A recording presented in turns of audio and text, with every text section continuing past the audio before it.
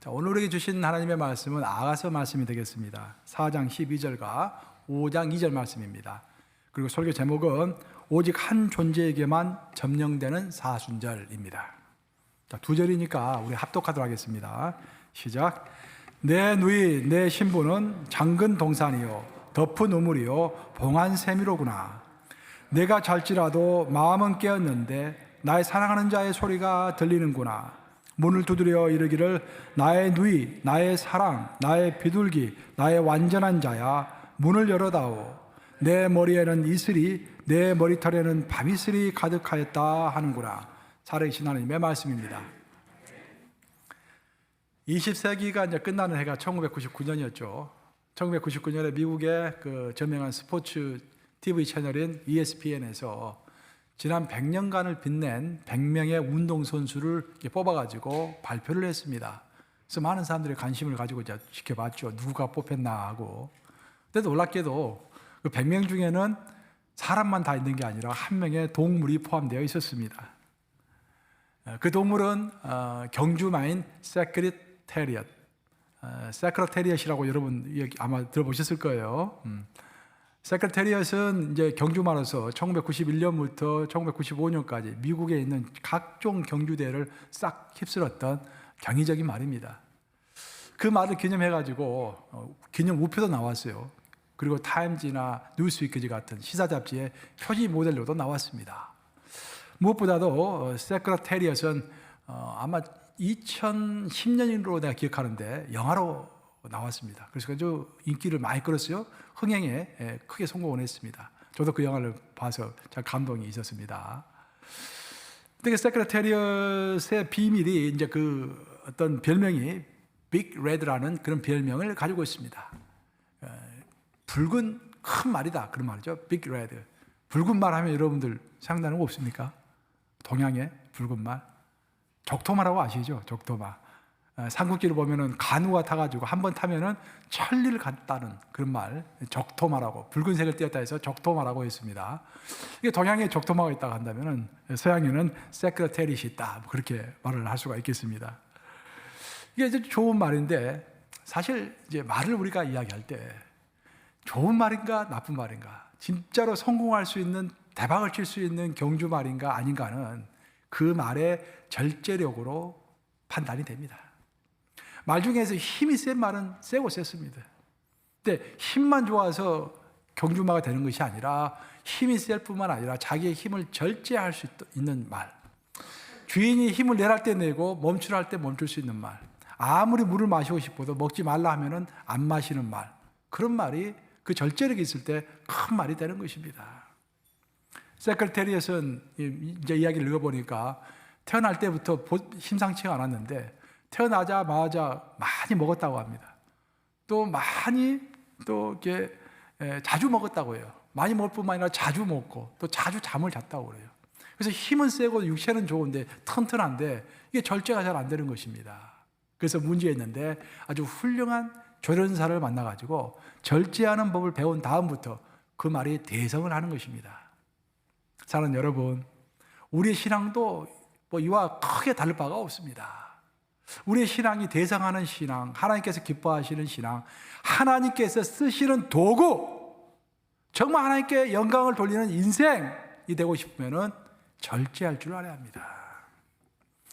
사도 바울은 절제에 대해서 이렇게 이야기했어요. 갈라디아서 5장 22절과 23절 우리 한번 같이 읽어보겠습니다.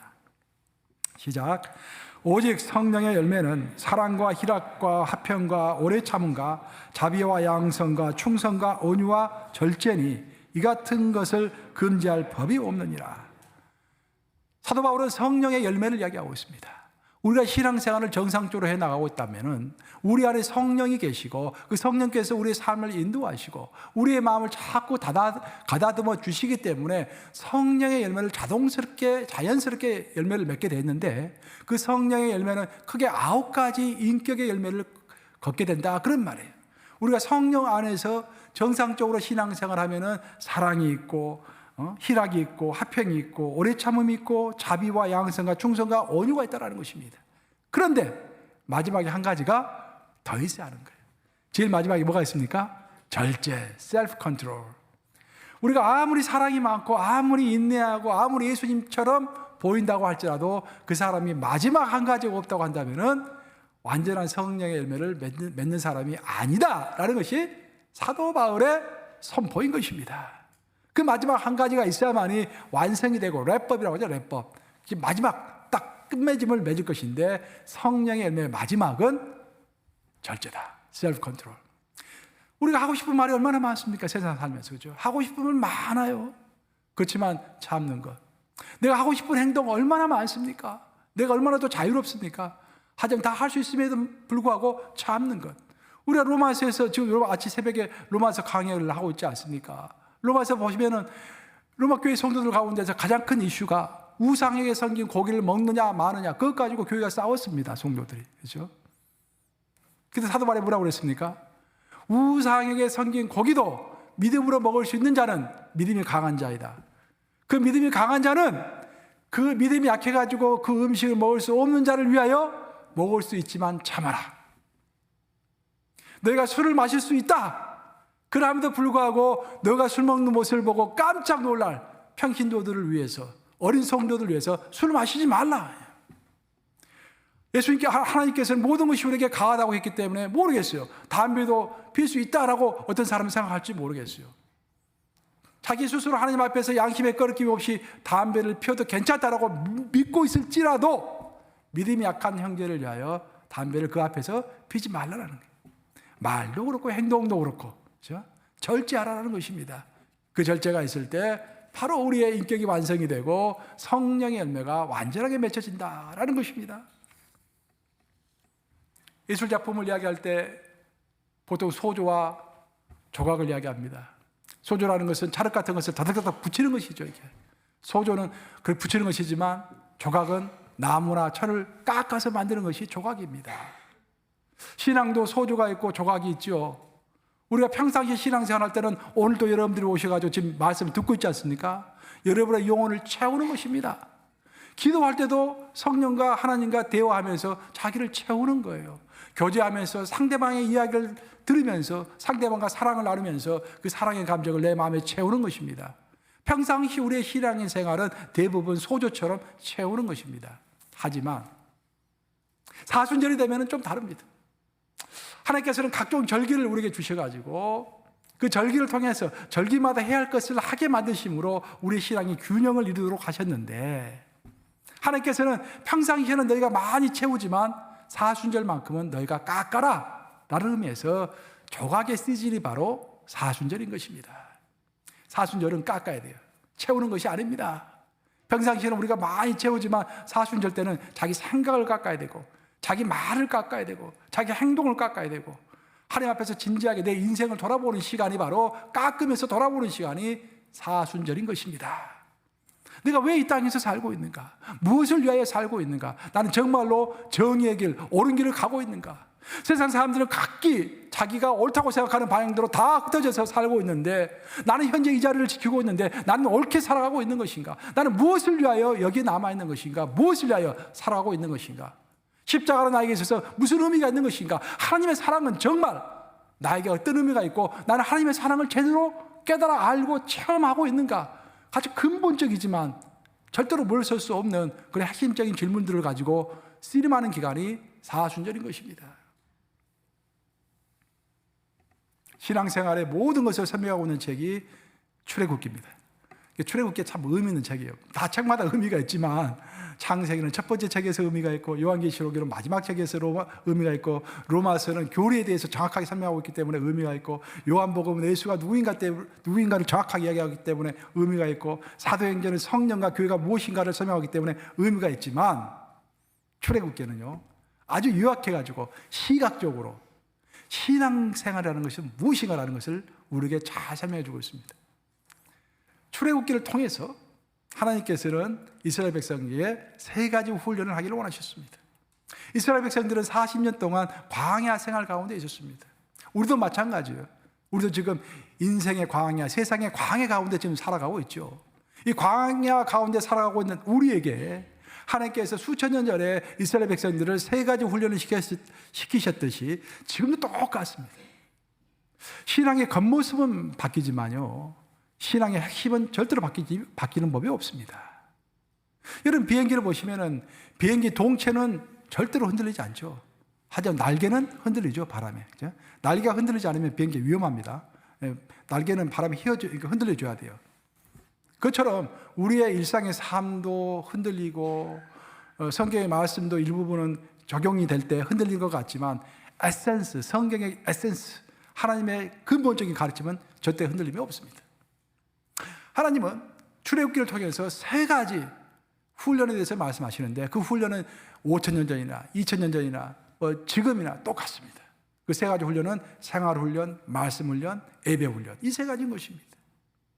무엇보다도 우리 하나님은 이스라엘 백성들에게 이렇게 말씀하셨어요. 내가 너에게 먹을 것을 주겠다.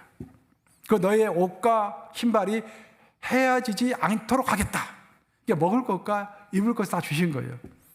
그럼 지금부터 너희가 해야 할 것은 오로지 나만 쳐다보는 것이다. 나만 쳐다보는 것이다. 나는 그것을 하기를 원한다. 그렇게 말씀하시는 거예요. 먹을 것, 입을 것 염려하지 말라는 거예요. 무엇을 먹을까, 무엇을 입을까 염려하지 말라. 그래서 다 이방인들이 하는 것이라. 너는 먼저 그의 나라와 그의 의를 구하라. 그러면 이 모든 것을 너에게 더하시리라. 내일은 내일이 염려할 것이요 한날 괴로우면 그날 족하니라. 너는 오직 나를 쳐다보아라 라는 것이 가장 핵심적인 하나님의 메시지인 것입니다. 그래서 생활훈련이라고 하는 거예요. 하나님은 2000년 전이나 지금이나 똑같이 하나님만 쳐다보는 것을 훈련시키는 거예요. 그러니까 특별히 사순절 기간 동안에는 하는 일들을 좀 내려놓고 유튜브도 조금 덜 보고 TV도 좀 덜 보고 또 오락도 좀 덜 하고 외식도 좀 덜 하고 하면서 절제해서 먹을 것 입을 것을 절제해서 하나님을 바라보라라는 것입니다. 두 번째 하나님께서 훈련시키셨던 것이 바로 말씀의 훈련입니다. 이스라엘 백성들을 광야로 데리고 간 다음에 하나님께서 제일 먼저 인도하셨던 곳이 시내산입니다. 그 하나님의 산 시내산에서 1년간 머물렀죠. 1년간 머물면서 하나님은 모세를 통하여 이스라엘 백성에게 10개의 십계명, 10개의 계명, 십계명과 613개의 율법을 주셨습니다. 그리고 이제부터는 내가 세상 말을 절제하고 하나님의 말로 살아라 라는 의미에서 율법을 주신 것입니다. 그래서 사순절 기간에는 여러분들 진실로 제가 이야기하는데 이제 사순절이 곧 시작됩니다. 이번 주 수요일부터 시작되는데 이 사순절 기간 동안에는 우리가 말을 좀 절제하십시다. 그렇죠? 세상 말을 절제하고 무슨 말? 하나님의 말. 하나님의 말을 하는 사순절 기간이 되시기를 우리 주님의 이름으로 축원합니다. 아멘 하십니까? 아멘. 이제 크게 하셔야 돼요. 아멘 하셨어요? 마지막 훈련이 예배 훈련입니다. 하나님은 시내산에 이스라엘 백성들을 데려와가지고 율법을 주시고 동시에 성막을 주셨습니다. 성막이 들어가서 우리의 죄를 회개하고 하나님께 예배하라고 주신 것이 성막인 것입니다. 그러니까 예배 훈련을 하나님께서는 이스라엘 백성들에게 40년 동안 시키셨던 거예요. 어딜 가든지 이스라엘 백성이 행군할 때는 행군해가지고 자 여기서 짐을 풀어라 라고 하나님이 말씀하시면은 제일 먼저 이스라엘 백성은 하나님의 성전을 먼저 딱 세웠습니다. 성막이죠. 성막을 세우고 그 다음에 동서남북으로 12지파가 진을 치면서 자리를 잡았던 것입니다. 어디 가든지 어떤 데가 되었든지 가장 먼저 하는 것은 예배이다. 그 예배 훈련을 시키신 것이 바로 40년 동안에 하나님이 이스라엘 백성을 훈련한 것입니다. 그것은 4,000년 전이나 2,000년 전이나 지금이나 똑같은 것입니다. 결국 세상에서의 시간을 절제해서 세상에서의 활동을 절제해서 예배에 더 집중하는 것, 그것이 사순절 기간이 되어야 할 줄로 믿습니다. 그래서 이 사순절 기간 동안에는 절제해서 생활훈련, 하나님을 바라보는 훈련, 말의 훈련, 그렇죠? 그리고 예배의 훈련 잊지 마시고 함께 한번 해보도록 하십시다. 저명한 성경 주석가 중에서 제가 좋아하는 사람 중에 하나가 매튜 헨리입니다. 아주 오래된 한 200년 정도 되신 한 200년 넘는 분이신데 매튜 헨리의 그 주석을 읽어보면은 요즘에는 이제 뭐 날카롭게 더 좋은 주석이 많지만 좀 그 아름다운 게 많아요. 그 글들이 아주 초롱초롱하고 아름답고 아주 신선합니다. 그래서 매튜 헨리의 글을 종종 읽는데 매튜 헨리가 이제 자기 개인의 이야기를 들어가지고 하나님을 설명하는 경우가 종종 있어요. 이런 이야기가 있습니다. 매튜 헨리가 하나님의 사랑을 설명하면서 자기 부모님 이야기를 했어요. 매튜 헨리의 아버님은 영국에서 아주 그 가난한 집안의 아들이었습니다.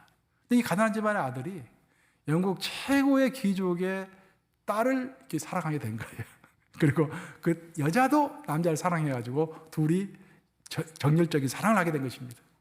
뭐 어느 날에야 왕족이 뭐 평민과 사랑을 해서 결혼한들 아무 문제 될 것이 없죠. 근데 그 당시에는 귀족과 평민 사이는 아주 간격이 넓어서 신분을 뛰어넘어서 결혼하는 것이 극히 어려웠던 그런 시대였습니다. 그 여자와 남자를 사랑을 했지만 과연 우리 사랑이 이루어질 것인가 그런 의문점이 있었죠. 드디어 그 여자의 부모가 눈치를 챘어요. 딸이 이제 좀 심상치 않은 거예요. 그래서 물어본 겁니다. 그 부모가 너 혹시 어떤 남자를 사랑하고 있느냐? 누군가가 사귀는 사람이 있느냐? 물어본 거예요. 있다고 그랬습니다. 그때 단방의 첫 번째 질문이 그 남자는 어느 집안의 사람이냐라고 물어보았어요. Where has he come from? Come from 하면은 어느 집안의 사람이냐 그런 뜻 아니겠습니까?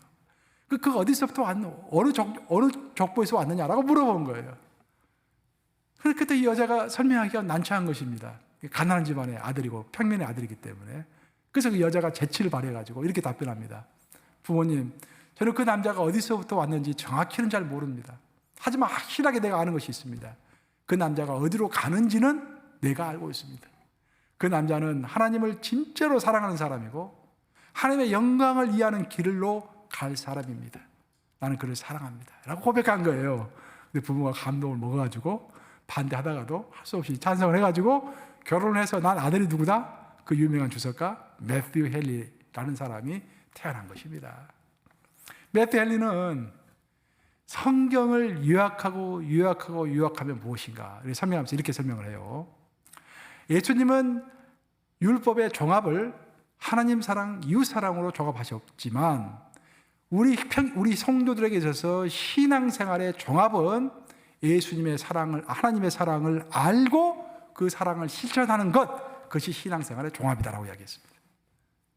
우리 신앙생활 뭐 여러 가지로 표현하잖아요. 뭐 예배를 드려야 한다, 뭐 교제를 많이 해야 한다, 뭐 기도회를 많이 해야 한다, 뭐 여러 가지 이야기하는데 딱 한마디로 종합하면은 첫째는 하나님의 사랑을 알고 그것을 실천하는 것. 그거 하면 다 된다라는 거예요. 모든 것은 우리가 기도하고 성경 공부하고 하는 그 이유는 하나님을 더 알기 위하여 또 하나님을 더 잘 전달하기 위하여 하는 과정일 뿐이다. 그렇게 요약을 했습니다. 삼위일체 하나님께서 정말 우리에게 간절히 원하시는 것이 있다고 한다면 그 무엇보다도 하나님이 우리를 얼마나 사랑하시는지 그 사랑을 알기를 원하시는 것입니다. 여러분들 자식을 키워보면 아무리 자식이 못나도요, 내 자식은 귀한 자식입니다. 그렇죠? 남들이 봤을 때는 뭐 못난 자식이라 할 수 있고 뭐 비난할 수 있지만 그래도 내 자식은 나한테는 너무너무 귀한 자식이에요. 우리 하나님도 마찬가지입니다. 우리 하나님도 독생자 아들이 딱 하나 있었어요. 예수라는 아들이 딱 하나 있었습니다. 그러니까 우리 인간은 이제 이해하기 쉽게 이렇게 성경에서 설명하는 것이죠. 하나님에게도 딱 아들 하나만 있는 거야. 근데 그 아들을 그냥 이 땅에 보내신 것입니다. 누구를 위하여? 우리 죄를 없애기 위하여.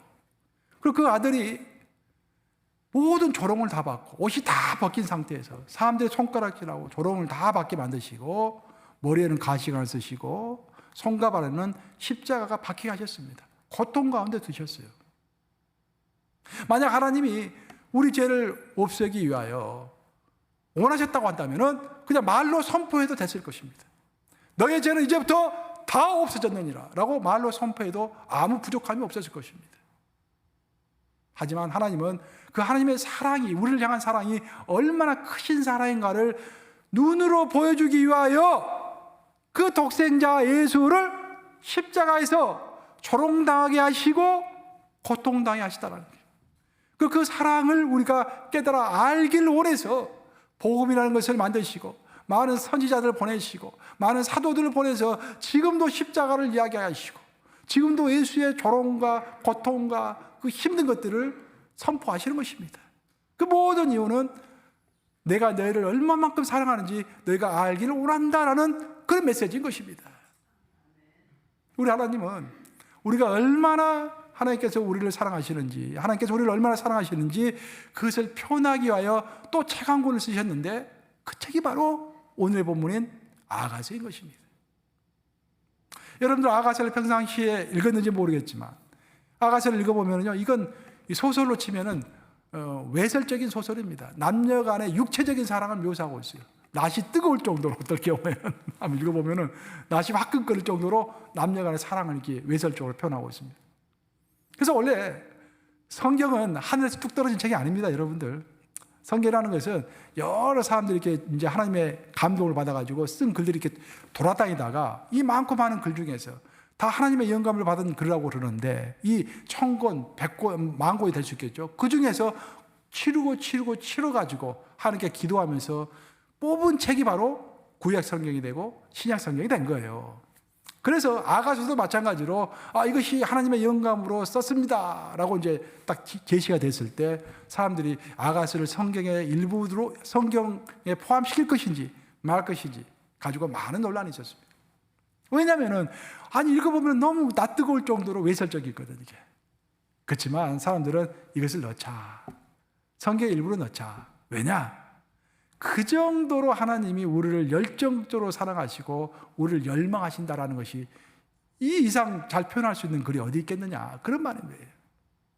여러분 연애해 보셨어요? 젊었을 때 연애해 보세요. 한번 대부분 해 보셨겠지. 뭐 한 번 꽂히면 어떻습니까? 안 만나고는 견딜 수가 없죠. 그 사람을 독점하고 싶죠, 그냥. 딱 오직 내 사람으로 만들고 싶죠. 하루에 몇 번씩 전화하게 되고 그 집 앞에 찾아가고, 그 집 앞이라는 가곡이 그래서 나왔다는 거 아니겠습니까? 그 집 앞, 그 집 앞에 찾아가서 그냥 그런 하나님의 그 사랑이, 이게 아가서보다 더 잘 표현할 수가 없다.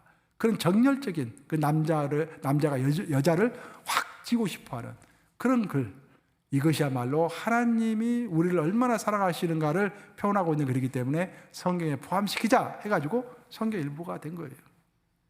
아시다시피 솔로몬은 3권의 책을 썼습니다. 잠언, 전도서, 아가서.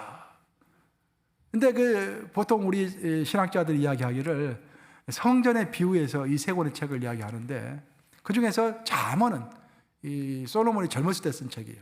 잠언은 이 머리로 쓴 책이죠. 물론 하나님의 영감을 받았지만, 성전으로 말할 것 같으면 성전 제일 외곽에 있는, 제일 주변에 있는 성전 뜰에 해당하는 글입니다, 잠언은. 그러다가 이제 솔로몬이 나이가 좀 들어가지고 중년이 넘어서 쓴 책이 무슨 책이겠습니까? 그게 바로 전도서입니다. 전도서는 성전으로 치면은 성소에 해당합니다, 성소. 하지만 아가서는 성전 중에서도 가장 깊은 곳에 있는, 가장 은밀한 곳에 있는 하나님의 임재가 실제로 있는 지성소를 상징하는 책입니다. 그만큼 깊어했다는 거예요. 잠언이 아가서 가볍다는 그런 말이 아니라 그 정도로 아가서는 하나님의 그 마음이 깊이 있게 표현된 그런 글이다라는 것입니다. 오늘 본문인 아가서 5장 2절에서 하나님은 우리를 향한 그분의 사랑을 이렇게 표현하고 있습니다. 아가서 5장 2절 한번 같이 읽어보겠습니다. 시작. 내가 잘지라도 마음은 깨었는데 날 사랑하는 자의 소리가 들리는구나.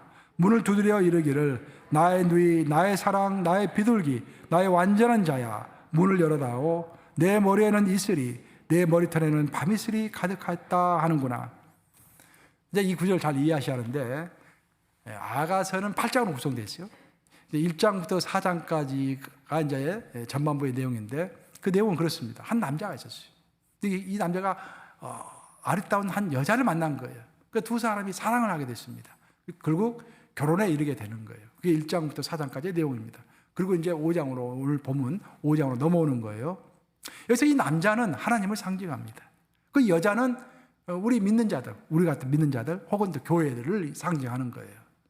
근데 보면은 결혼하고 난 다음에 여자가 몸이 피곤했는지 문을 잠그고 혼자 잠을 자고 있습니다. 근데 보면은 내가 잘지라도 마음은 깨었는데, 여자가 이제 고백하고 있는 것이죠. 잠은 자고 있지만 생각은 깨 있었어요. 근데 어디선가 희미하게 소리가 들립니다. 문을 두드리는 소리가 들리는 거예요.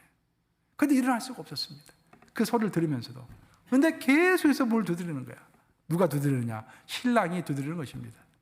신부는 당연히 벌떡 일어나가지고 문을 열어가지고 신랑을 맞이해서 같이 잠을 자야 할 텐데, 신부는 계속해서 문을 열지 못하고 있는 거예요, 잠결에. 놀라운 것은 남자는 계속해서 문을 두드리고 있다는 것입니다. 언제까지?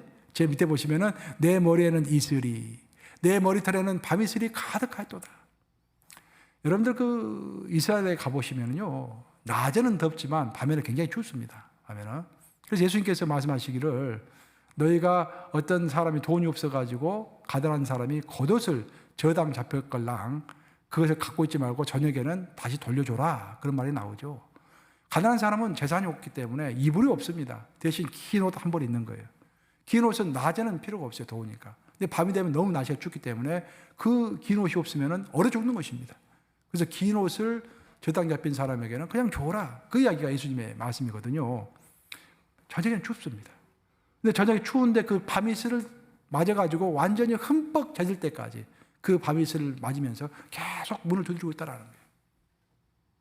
여기서 우리가 알 수 있는 것은 뭐냐면은 하나님이 우리 교회를 향해서 또 우리 믿는 자들 향해서 갖는 사랑은 인격적인 사랑이다라는 것입니다. 강제적인 사랑이 아니에요.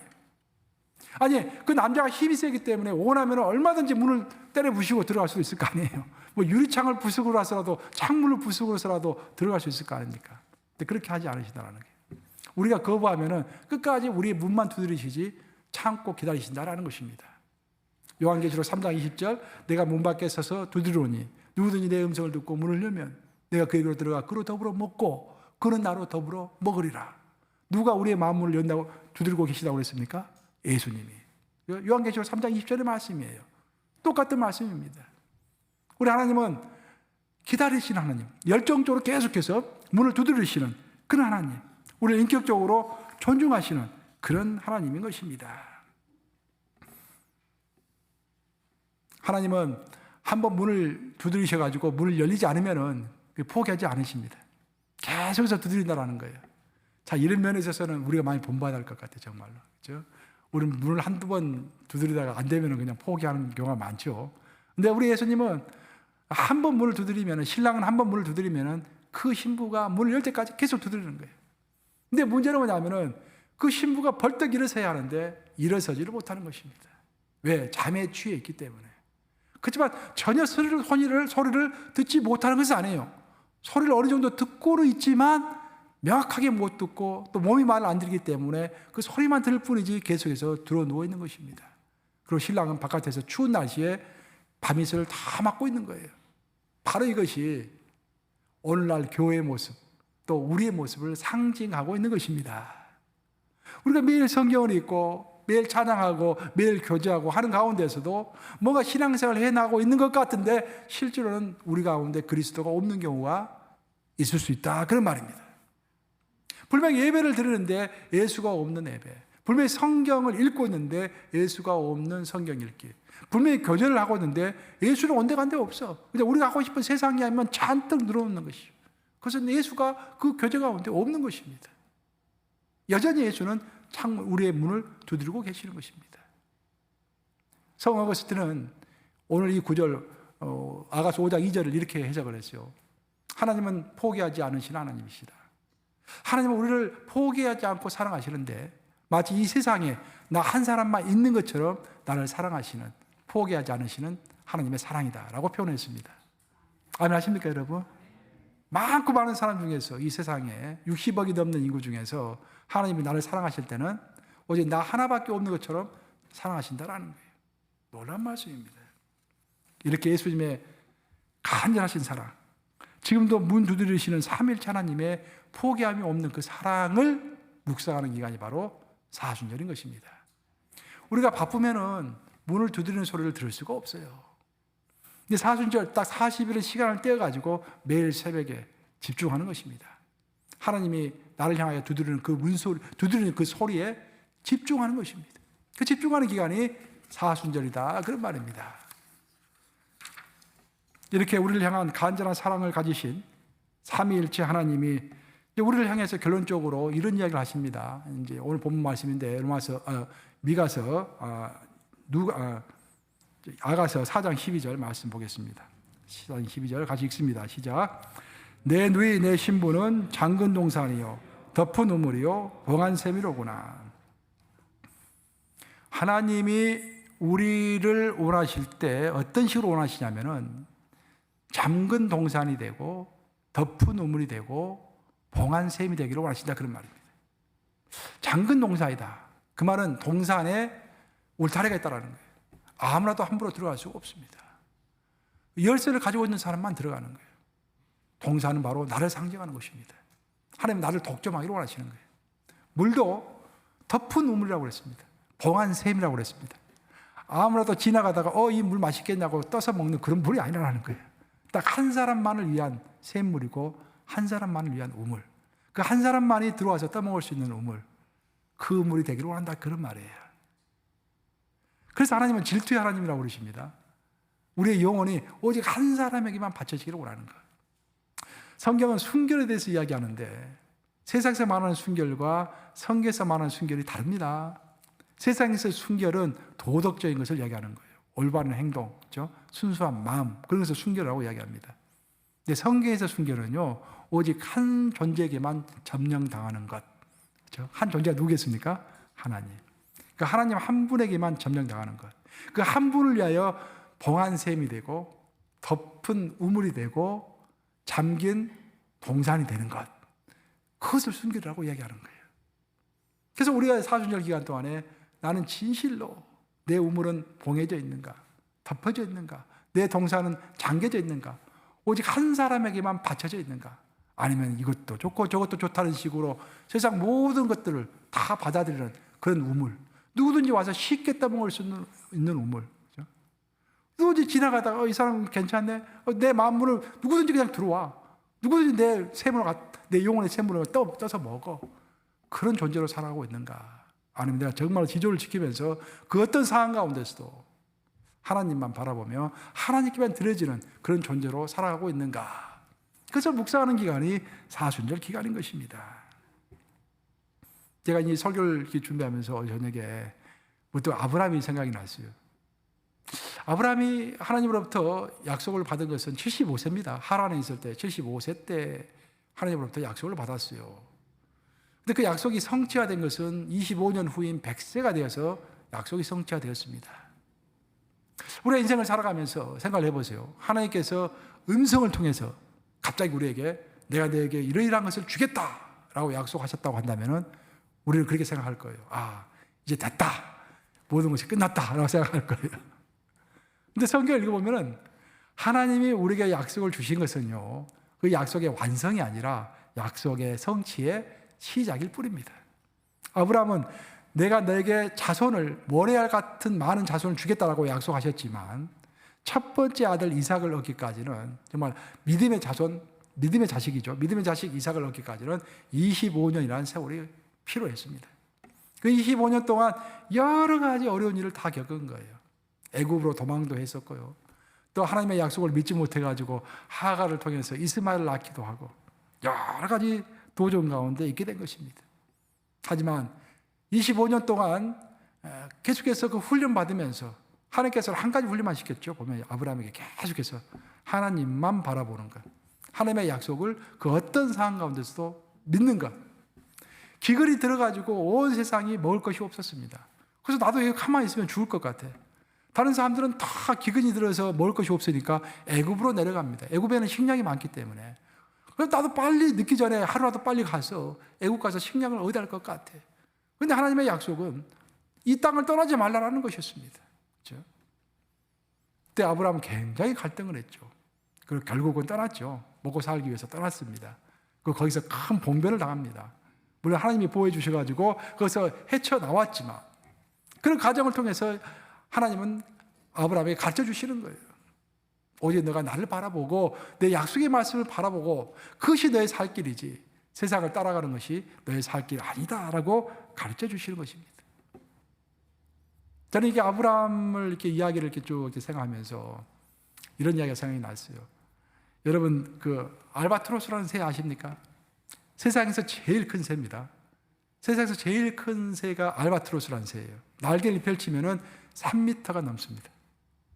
이 알바트로스는 날개가 너무 크기 때문에 또 몸집이 너무 크기 때문에 쉽게 날지는 못합니다. 한번 날리면 굉장히 많이 힘이 필요하기 때문에 쉽게 날지 못하고 날개는 항상 쳐져 있어요. 그러다가 이제 사람이 보면은 이제 돌로 던지고 그러잖아요. 이게 좀 크고 그러니까. 그러면은 날지 못하기 때문에, 잘 날지를 못하기 때문에 뒤뚱뒤뚱 오리처럼 뒤뚱거리면서 그냥 도망칠 뿐이에요. 그래서 사람들이 많이 잡습니다, 알바트로스를.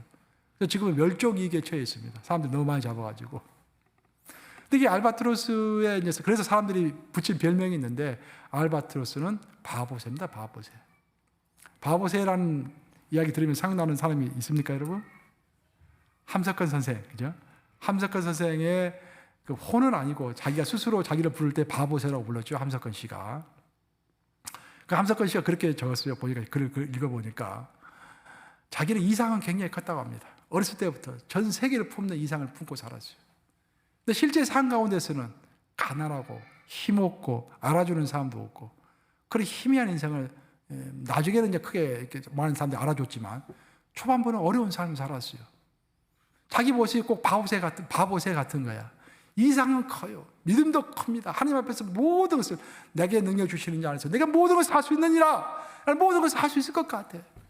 근데 내 현실을 보면은 알아주는 사람도 없고, 그죠? 비실비실거리고, 누가 돌을 던지면은 제대로 날개도 한 번 펴지 못하고 그냥 뒤뚱뒤뚱거리면서 가다가 넘어지고 하는 바보새 같은 자기의 모습을 자조적으로 표현했던 것입니다. 그런데 놀라운 것은 뭐냐면은, 알바트로스를 보면은요, 읽어보면은요, 알바트로스는 나를 때가 따로 있는 거예요. 바람이 아주 세게 부는 날, 알바트로스는 드디어 날개를 펼칩니다. 이게 바람이 많이 불지 않으면은 어렵대요, 날개가. 날개가 너무 커가지고. 바람이 세게 몰아치면은 그때 3m가 넘는 날개를 쫙 펴는 거예요.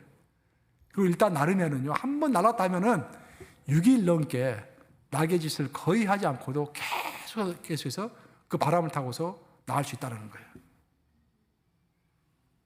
저는 그 글을 읽으면서 하나님은 우리가 이런 바보새와 같은 존재가 되기를 원하시지 않을까, 그런 생각을 한번 해보았습니다. 바보새는 날지를 못하는 것이 아니라 아직 날 수 있는 시간이 오지 않았기 때문에 날개를 펴지 못했을 뿐입니다.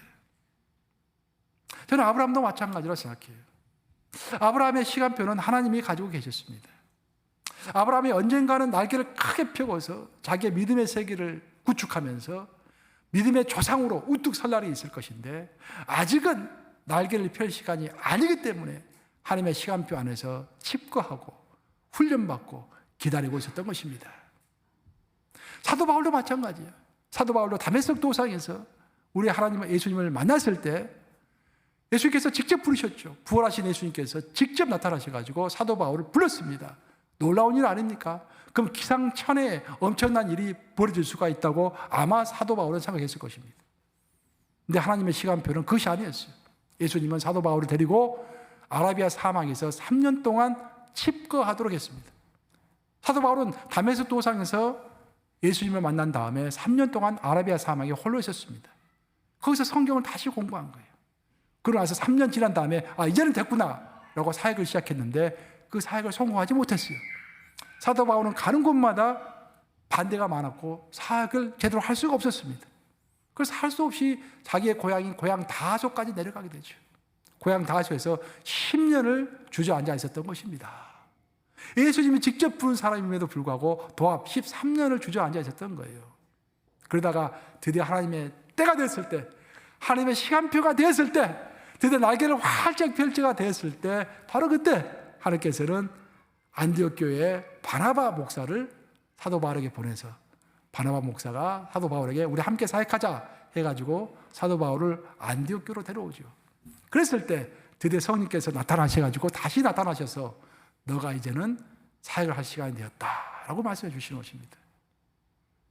알바트로스는 나알지 못하는 것이 아니라 나을 때가 되지 않았기 때문에 나알지 않았던 것입니다. 그때가 됐을 때, 하나님의 시간표가 됐을 때 날개를 활짝 펴고서 6일 동안이라도 단 한 번도 내려옴이 없이 하늘에서 계속 머물 수가 있었던 것입니다. 하나님은 아브라함이 온전히 하나님을 바라보고 신뢰할 때까지 그를 훈련하셨습니다. 그리고 드디어 하나님의 때가 되었을 때 아브라함은 믿음의 날개를 활짝 펴고서 거대한 믿음의 조상으로 재탄생한 것입니다. 저도 그렇고 여러분도 그렇고 우리가 바보새와 같을지 모릅니다. 저는 우리가 하나님 앞에서 믿음을 가졌을 때 이미 우리에게 큰 날개를 주셨다고 믿습니다. 우리는 이민까지 온 사람들 아닙니까? 그 세계에서 가장 큰 도시인 뉴욕에서 척박한 이 도시에서 정말 생존력을 가지고 투쟁하며 여기까지 온 사람들 아니겠습니까? 뭔가 남다른 면이 있는 사람들이에요. 여기 앉아있는 사람들은 다 남다른 면들이 있는 것입니다. 날개가 있는 거예요. 큰 날개가 있는 것입니다. 아직 그 날개를 펼칠 때가 되지 않아서 지금 일하고 있을 뿐입니다. 사순절 기간 동안 우리 하나님께 한번 물어보십시다. 하나님, 언제 우리가 날개를 펴야 합니까? 언제까지 기다려야 합니까? 내가 왜 여기에 있습니까? 무엇을 위하여 있습니까? 주여 말씀해 주시옵소서. 해답을 얻는 그런 사순절 기간이 되시기를 우리 주님의 이름으로 축원합니다. 좋으신 아버지, 우리를 훈련하시되 생활 훈련으로, 말씀 훈련으로, 예배 훈련으로 인도하시며 또 우리의 존재를 빚어가시되 절제하도록 빚어가시고 오직 봉한 샘이요 덮인 우물이요 잠긴 동산이 되어서 하나님 한 분만을 바라보게 하시는 주님, 이 사순절 기간 동안 저와 우리 성도들 축복하소서. 아버지, 바보새와 같이 큰 날개를 가졌지만 아직 펼치지 못하고 있는 우리 상황을 굽어 살피시사 이 사순절 기간 동안 우리가 깊이 기도함으로 우리 하나님을 깊이 만남으로 정말 할로 비상하는 우리 뉴욕 감리교회 우리 모든 성도들 또 우리 교회가 될 수 있도록 사순절 기간을 축복하시고 특별한 기간으로 삼아서 깊이 있게 기도할 수 있도록 성령 하나님 우리를 도우소서. 예수 그리스도를 받들어 기도합니다. 아멘.